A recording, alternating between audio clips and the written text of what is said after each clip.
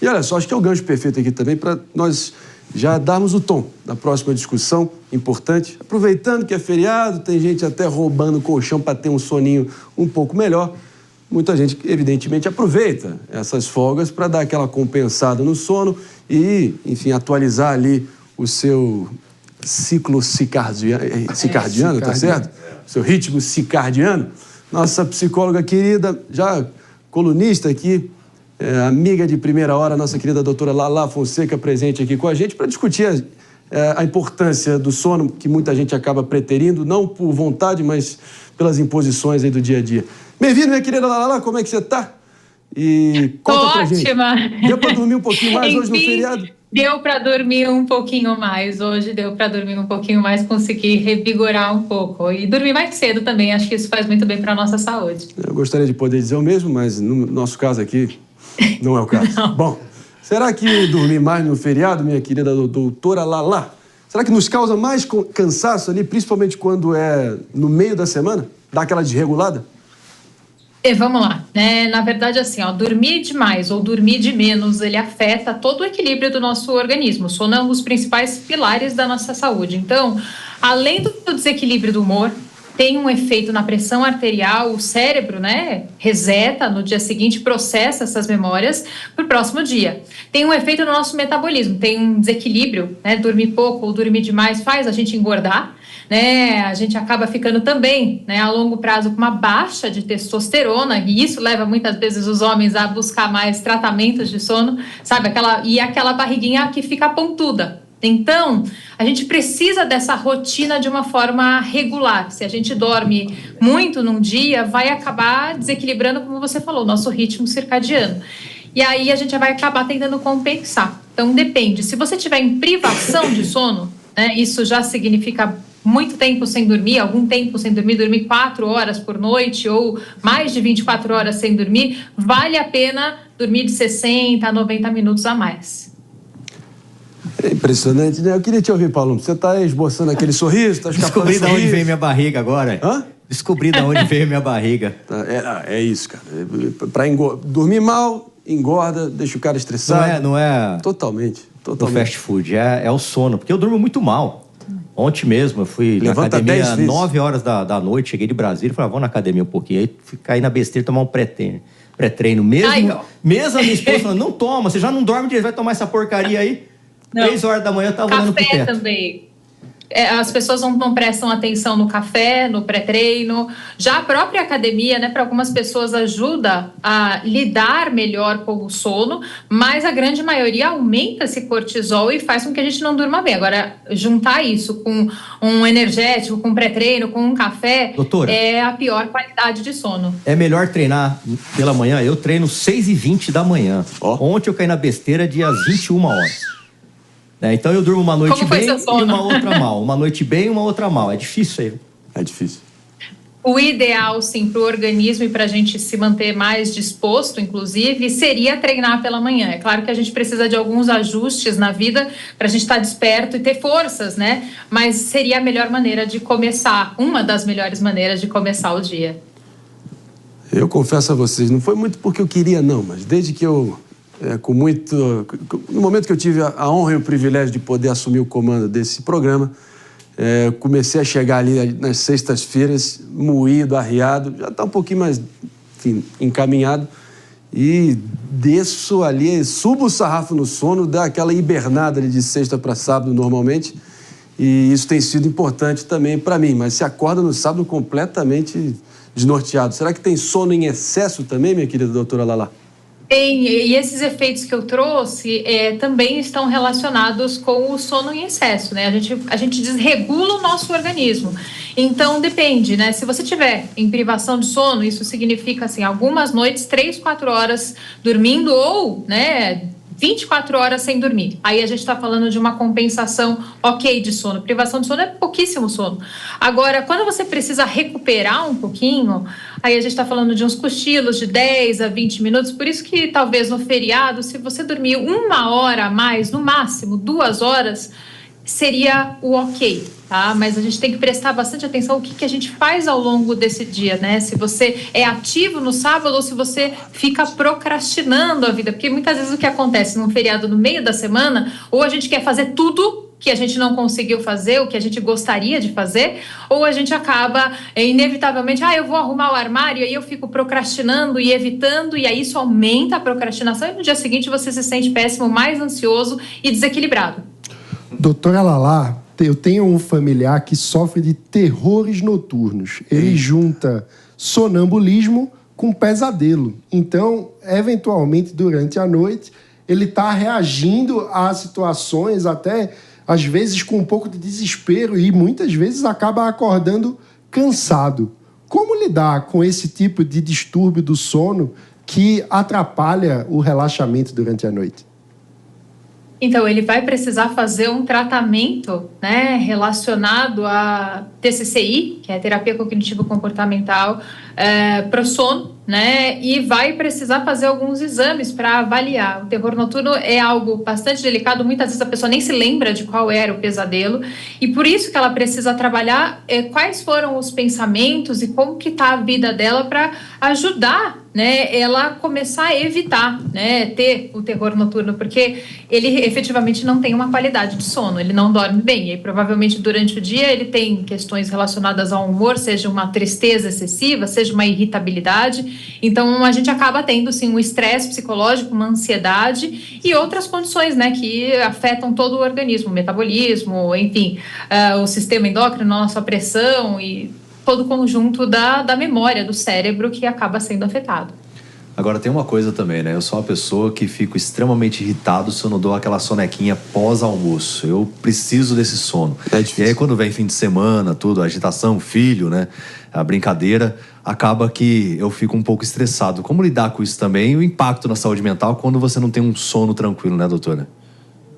Olha, David, o sono de 10 a 20 minutos é um sono suficiente para um cochilo, né? De acordo com os estudos, a gente não precisa mais que isso para um cochilo. E ele ajuda a revigorar bastante, né, o nosso equilíbrio.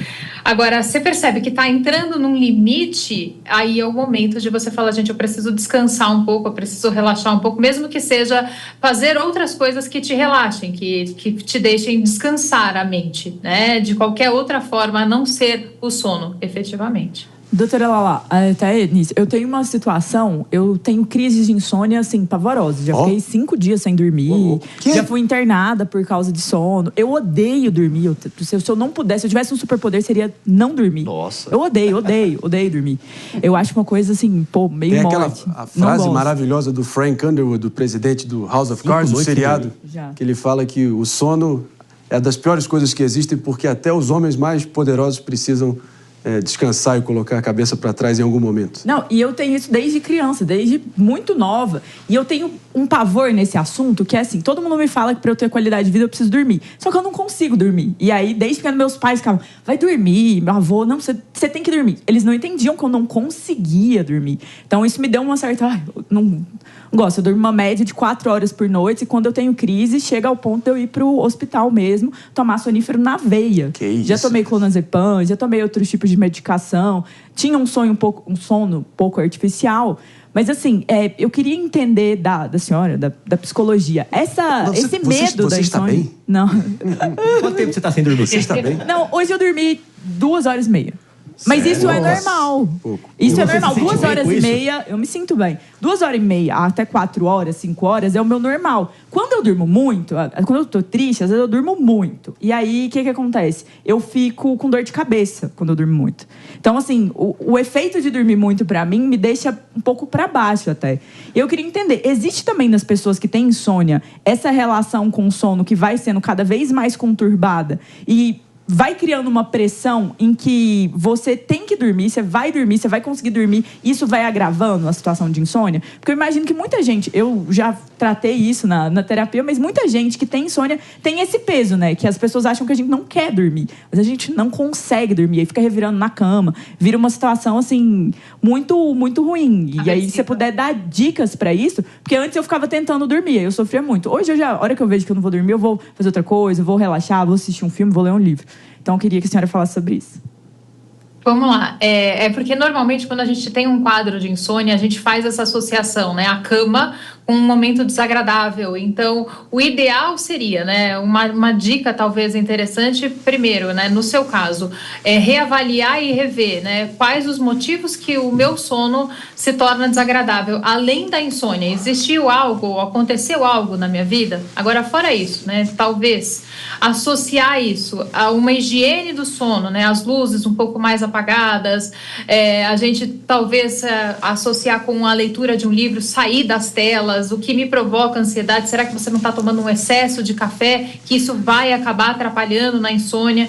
Muitas vezes uma atividade para os pacientes que acordam no meio da noite, qual foi aquele pensamento que te acordou, qual foi aquela angústia que talvez esteja passando pela sua cabeça, às vezes são só pendências de um dia, e aí a pessoa colocar no papel, isso ajuda. O que você faz de levantar e não insistir no dormir, isso ajuda muito, é uma das atividades que a gente recomenda para a pessoa, né? E talvez associar, se levantar e fazer uma atividade física e fazer algo que efetivamente faça com que você fale, será que não seria melhor eu continuar o meu sono até o final? Agora, é muito interessante você trazer essa questão de passar dias sem dormir, né? A gente está falando de uma privação de sono, a gente está falando de um distúrbio de sono, né? Já começa a ficar um pouco mais grave. O bom é que você se sente revigorada pelo menos com essas 3-4 horas. 3-4 horas é o ciclo, né? O primeiro ciclo do sono, é aquele inicial que a gente tem. O restante, ele serve para revigorar o organismo. Então, assim, é aquele básico você faz de 3-4 horas, mas 3-4 horas não é o suficiente para um organismo. Eu tenho um diagnóstico. Claro, depende de pessoa para pessoa, né? Eu tenho um diagnóstico para Jess. Eu conheço ela a fundo, ela como paciente, né? Eu como atendendo ela. Ela tá pensando muito no namorado, que ela namora à distância. Acho que é isso que tá gerando insônia pra ela. Alô, galera! Pior que não. Às 11h54, não tem esse estilo, não. Não, e o pior é que ele sofre. Porque você já imaginou você conviver com uma pessoa por exemplo, viagem. Às vezes dá 3 da manhã e eu tô lá acordada, sabe? É estranho. Tá on. Essa tá on. Então, atrapalha o sono dos outros. O nome dele é André e é botafoguense, não é isso? Não, Gabriel. É botafoguense demais. É viciado. Estará na final lá da Libertadores. Ele vai ficar sem sono, então. Inclusive, foi o criador de conteúdo, um desses streamers, né? Nerds, noobs da Deep Web. É um australiano, inclusive, para dar o nome dessa fera aí, galera. É conhecido como Norm, N-O-R-M-E. Ele que quebrou o recorde mundial do maior tempo com o olho arregalado, sem dormir. Surpreendentes 264 horas e 56 minutos, o equivalente a 11 dias. Nossa. Uma curiosidade inútil, mas eu vou entrar nessa aí. Mostra aqui, Jess, baixa tua bolinha também, que não tem pra você. No dia que eu fiquei 5 dias, sabe o que eu pesquisava? Eu fico preocupada. Na quarta-feira, eu lembro, foi no meio, assim, da semana, foi de uma segunda até uma sexta-feira. No meio da semana, eu tinha crise de choro, porque eu queria dormir, eu não conseguia. E tava numa semana agitada no trabalho, então também não tinha tempo pra ir ao médico. Então, assim, eu esgotada, né? Não, esgotada no último dia. E eu pesquisava na internet, quantos dias você morre sem dormir? Porque eu tava com medo. Uma breve intromissão nesse papo sensacional, só pra gente se despedir aqui. Agradecendo toda a audiência imensa aqui do nosso Morning Show pra todo mundo no FM, na Rede Jovem Pan de Rádio. Morning Show, compromisso marcado, tá de volta amanhã às 10. Valeu! Meus amigos, seguimos aqui explorando aí o mapa do sono e como que faz pra regular essa bagaça. Palumbo já tacou a toalha, pelo visto. Nossa, eu fiquei tranquilo agora, depois de ouvir a Jess. Eu tô dormindo bem pra caramba. 2h30, 3, você já tá assim... Você acha que você dorme muito? Mas realmente, ficar sem dormir, você acorda... Eu fico com dor de cabeça, né? A gente fica nervoso, mais nervoso. Mas eu também tenho esse problema. Eu durmo uma noite muito bem e na outra eu durmo muito mal. E acabo incomodando a minha esposa, porque acordo toda hora, vou na cozinha, vou beber água, vou andar pela casa, né? É complicado isso. Quem tá do nosso lado também sofre com isso. Pessoal falando muito por aí desse Brasil hipocondríaco que a gente vive, minha cara doutora Lala. Fala muito de magnésio, fala muito de aloe vera, fala muito de melatonina. Afinal de contas, você recomenda algum desses? E se sim, como?